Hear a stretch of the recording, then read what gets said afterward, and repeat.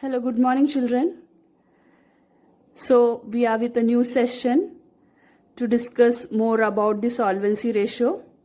We have already done one of the problem related to solvency ratio, that is debt to equity ratio. We are moving further with the same ratio, solvency ratio. Let us have a quick review on previous class, classification of ratios. That is liquidity ratio, we saw that current ratio and quick ratio is there. And solvency ratio, there are four types: debt to equity ratio, total assets to debt ratio, proprietary ratio, and interest coverage ratio. We have already discussed debt to equity ratio. Now we are moving with the other three types of ratios. This is the second type of solvency ratio, that is total asset to debt ratio. So what is the formula to calculate total asset to debt ratio? It is total asset divided by debt. Children, total asset means all the non-current assets as well as current asset. When they are added together, they are known by total assets. And what do you mean by debt? Debt here means long-term debt. So, long-term debt means you have to take all the items of non-current liabilities. So, these are long-term debt. So, I hope that formula is clear to you. Total asset divided by debt. Now, what are the items coming under total asset is already discussed. That is non-current assets and all the current assets. Okay, non-current asset, fixed assets, and non-current investments, and long-term loans and advances. And in current assets, all the list of current assets including inventories, spare parts and loose tools, which we don't calculate. The spare parts and loose tools we don't calculate while calculation of current ratio. In current ratio, when we calculate current asset, we don't include spare parts and loose tools. But when we calculate total assets, we have to include all these items. And what about the debt? Debt here means long-term borrowings and long-term provisions.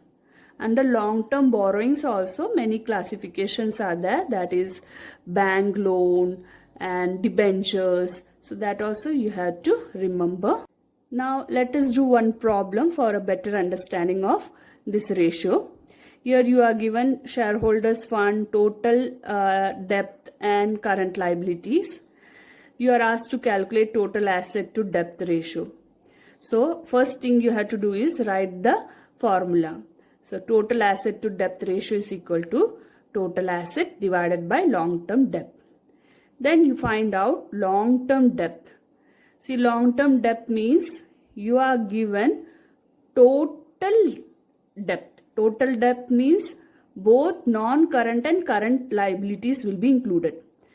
Actually, for calculating long-term debt, you just need non-current liability. So from this total debt which is given to you in the question, you just remove the current liability which is also given in the question. What is remaining? Non-current liability. That is what you have to write here.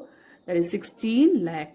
So from total debt of 18 lakh, remove the current liability of 2 lakh. What is the answer? 16 lakh.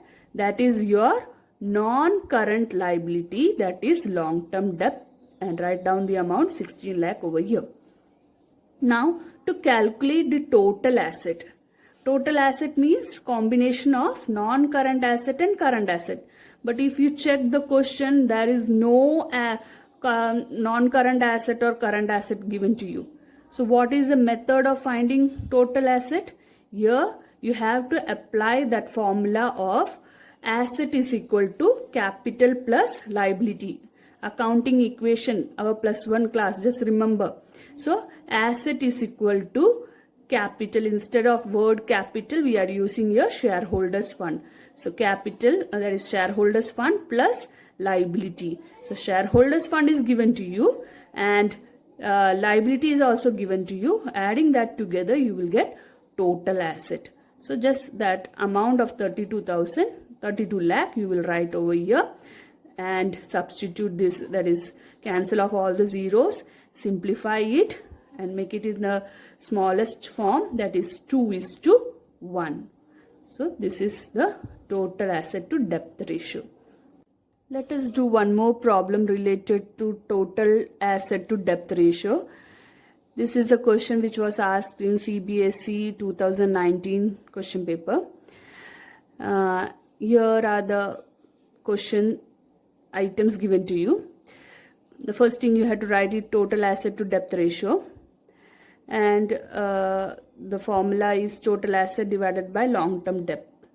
To get the amount of total asset, just find out the items which are related to assets. That is, first one is fixed asset.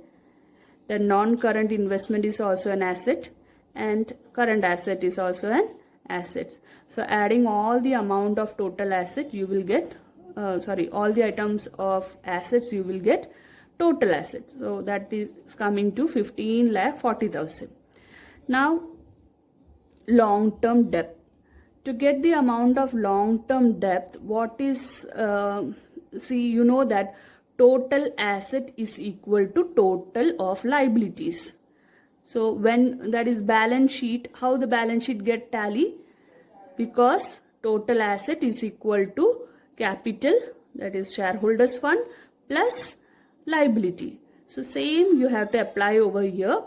Debt is equal to total liability, or total liability means 15,40,000. So total asset is equal to total liability. We know that.